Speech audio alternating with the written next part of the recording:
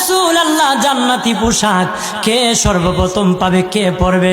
নবী বলেন, আয়েশা রে, জান্নাতি পোশাক সর্বপ্রথম আমি রাসূলুল্লাহ পাবো, কিন্তু আমি নবী সর্বপ্রথম পরব না। সর্বপ্রথম ইব্রাহিম খলিলুল্লাহকে জান্নাতি পোশাক পরানো হবে। কেন জানুনি?